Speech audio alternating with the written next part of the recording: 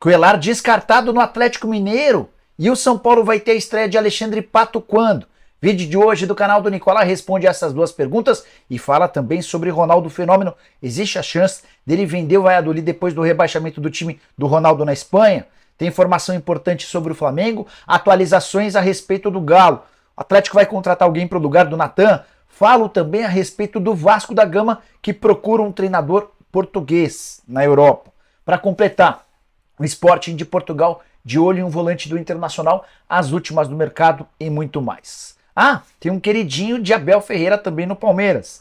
Antes de mais nada, de passar todas essas informações, deixa eu só me apresentar. Sou Jorge Nicola, jornalista esportivo e dono desse canal no YouTube, com quase 1.300.000 pessoas, com a missão de deixar você por dentro das últimas do mercado, bastidores, finanças e muito mais. Para não perder nada, é só apertar o botão vermelho de inscreva-se e ativar as notificações. Combinado?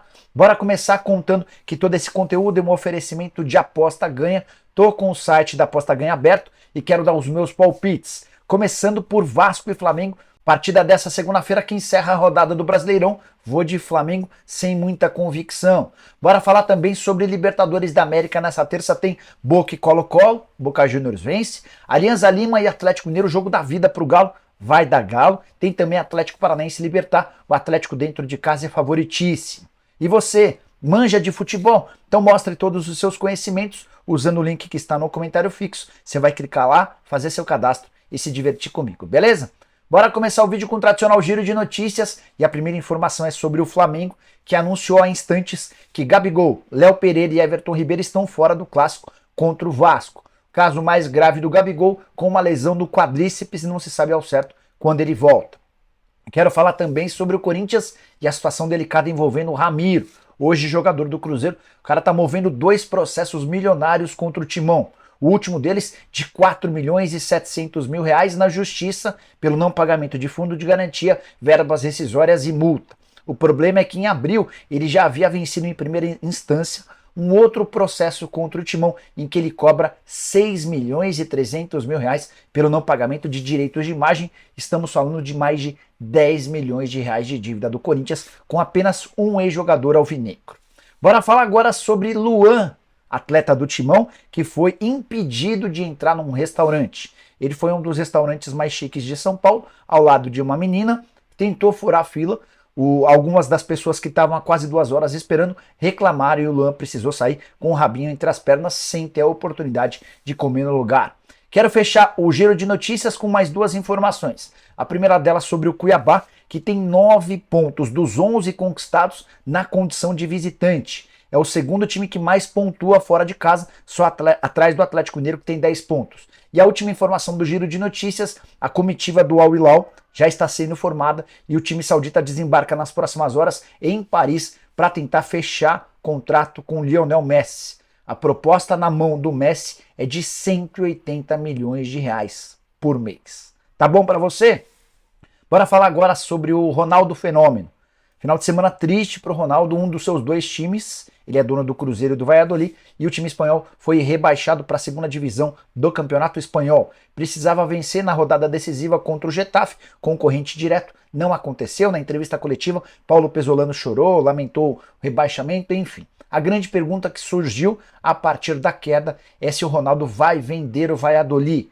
O próprio Ronaldo deu uma entrevista coletiva nessa segunda-feira anunciando o seguinte, abre aspas, a situação financeira do clube é estável, o mercado está bastante aquecido, mas não vou sair do Valladolid até conseguir deixar o meu legado que eu quero, fecha aspas. Um dos objetivos do Ronaldo quando da compra do clube em 2018 era, num prazo de 5 temporadas, colocar o Valladolid para jogar competições europeias. O destino mostrou-se bem distante disso. O Ronaldo e o Valladolid conheceram seu segundo rebaixamento no futebol espanhol. Conversei com uma pessoa muito próxima ao Ronaldo para perguntar se esse discurso dele garantindo que não vai haver a venda é real.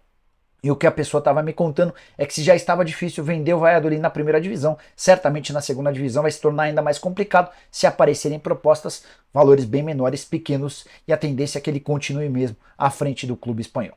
Bora falar agora informação exclusiva. O Sporting de Portugal tem negociações em andamento com o Internacional para a compra do volante Johnny, atleta de 21 anos de idade que tem atuado pela seleção dos Estados Unidos. O Internacional quer vendê-lo e o Sporting quer comprar, mas ainda há uma diferença de valores. A sinalização do time português é de uma proposta de 6 milhões de euros, o Inter gostaria de 8 milhões de euros, topando fazer acordo por 7 milhões. Se essa diferença for resolvida, a tendência é que o Johnny se mude para Portugal na metade da temporada.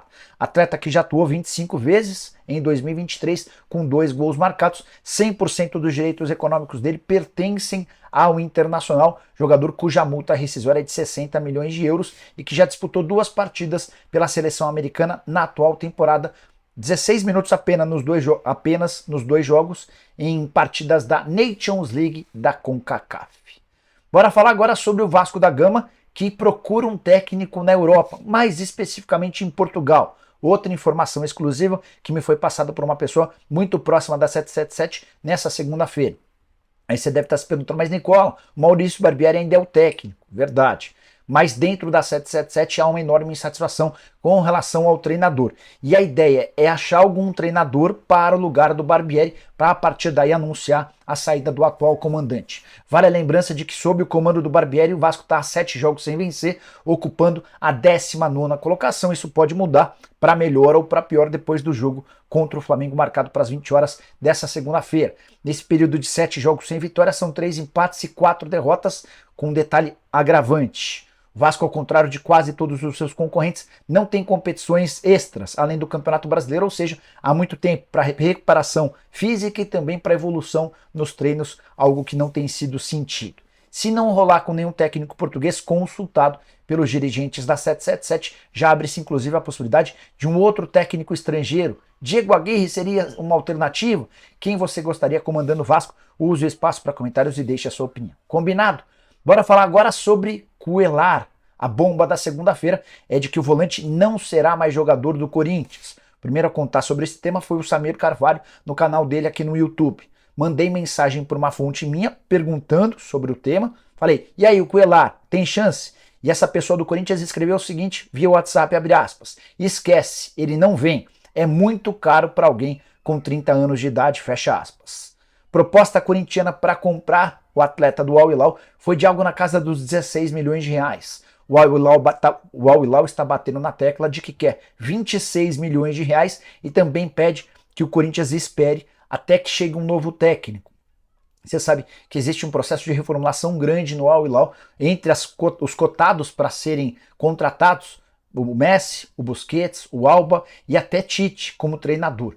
E a ideia dos dirigentes do Al Hilal, especialmente para propostas abaixo dos 26 milhões de reais, é que se espere por um novo técnico, até para saber se esse cara conta ou não com o Cuéllar. A tendência é que ele não fique, mas o Al Hilal está batendo na tecla de que quer esses 26 milhões de reais. Por essa cifra dá para assegurar que não haverá negócio, a menos que o Al Hilal tope baixa bastante a sua pedida, não vai haver acordo. Mas Nicola, você não tinha dito que o Cuéllar seria jogador do Corinthians? Entre o Cuéllar e o Corinthians está tudo certo. Salário, tempo de contrato, luvas, não será aquele 1.300.000 por mês divulgado pelo pessoal no Sul nas últimas horas. O Corinthians admite um acordo verbal com o Cuéllar por algo na casa de R$1 milhão por mês. Seria mais um atleta dentro do elenco alvinegro a ganhar na casa do R$1 milhão. Mas, se não houver acordo entre os clubes, não haverá avanço nessa negociação. Corinthians que busca um volante, um meia, um atacante e também um lateral direito. A única negociação encaminhada é a do Matias Rojas. Já contei para vocês que o Corinthians inclusive já comunicou ao Racing sobre o acordo verbal que tem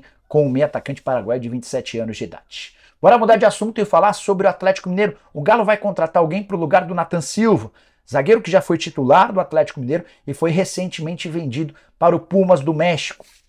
Pedido do Mohamed, Turco Mohamed, que já esteve no Atlético, ele trabalhou com o Nathan, gosta do atleta e pediu sua contratação, negócio que girou na casa dos 3 milhões de euros, ou mais ou menos 16 milhões de reais, o Atlético fica com quase 70% desse valor. A dúvida é, o Atlético vai buscar um substituto? Bruno Mendes, por exemplo, poderia ser uma alternativa. O Bruno está sendo cobiçado para a temporada de 2024, que é quando termina seu contrato com o Corinthians, para assinar um pré-contrato a partir de julho e chegar sem custos a partir de janeiro do ano que vem.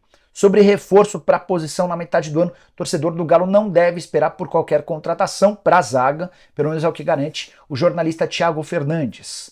E a apuração dele se baseia no fato de que o Atlético acaba de ser eliminado da Copa do Brasil, vai ter só Libertadores e Campeonato Brasileiro para disputar daqui até o fim do ano e que já conta com 5 atletas para a posição. Bruno Fux, Igor Rabelo, Gemerson, Maurício Lemos e Hever. E aí, esses 5 dão conta do recado? Você buscaria um defensor? Tô curioso para saber a sua opinião.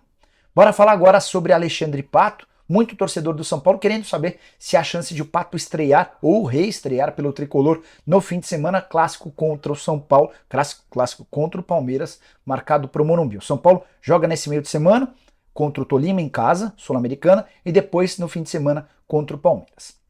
Se o Pato estivesse zerado, do ponto de vista físico, recuperado da cirurgia no joelho, ele já teria condição de entrar em campo, até porque foi contratado fora da janela de transferências, mas estava desempregado. Então o São Paulo pode utilizar o Pato quando bem entender, mas não deve ser nesse final de semana, pelo que eu fui informado por uma pessoa do São Paulo e também uma pessoa próxima do Pato, ainda restam algumas questões de evolução física, para que o Pato esteja bem, recuperado e confiante. No melhor dos cenários, se tudo correr bem, Pato pode fazer sua estreia no dia 21 de junho, outra partida no Morumbi contra o Atlético Paranaense em jogo do Campeonato Brasileiro. Quero fechar o vídeo para falar sobre o novo queridinho de Abel Ferreira e ele é da categoria de base do Palmeiras. Parece só meio esquisito, né? O Abel gostar de alguém da base. Não costuma ser assim, o Endrick é a maior prova. Foi cortado do jogo contra o Fortaleza, na rodada seguinte assistiu à vitória do Palmeiras contra o Coritiba do banco de reservas, não entrou qualquer minuto, e olha que os gols do Endrick valem muita grana, cada 5 gols do Palmeiras em bolsa, 2,5 milhões de euros. Alheio a isso, o Abel tem escanteado o atacante, mas se o Endrick não tem muito moral com o Abel, não dá para dizer o mesmo do Naves, zagueiro de 21 anos de idade, formado na base do próprio Palmeiras, e a informação que vem do PVC é de que o Verdão já recusou propostas ou já recusou sugestões de zagueiros oferecidos a pedido do Abel, porque aposta muito nesse atleta. Naves, que deve ter oportunidade de ser titular no jogo contra o São Paulo, ele é hoje a 4ª opção no elenco palmeirense para a função de zagueiro. Os titulares absolutos Gomes e Murilo, o primeiro reserva o Luan e depois aparece o Naves. Você sabe que o Gomes está suspenso, cartão amarelo, o Murilo ainda não deve ter condição de voltar para o jogo contra o São Paulo. A tendência é que a gente tenha uma zaga com o Luan e também com o Naves. E dá para garantir para vocês que pelo desempenho do Naves nos treinos, o Abel está bem convencido de que pode dar certo. Até por isso havia liberado no começo da temporada o Kusevich para o Curitiba, recusou algumas sugestões de nomes sugeridos e não pretende contratar jogadores para essa função na metade do ano. Você gosta do Naves? Tem alguma opinião formada? Use o espaço para comentários para deixar aquilo que você pensa. Esquece de deixar like, de compartilhar e voltar às 7 em ponto com o programa do Nicola. Abraço, tchau!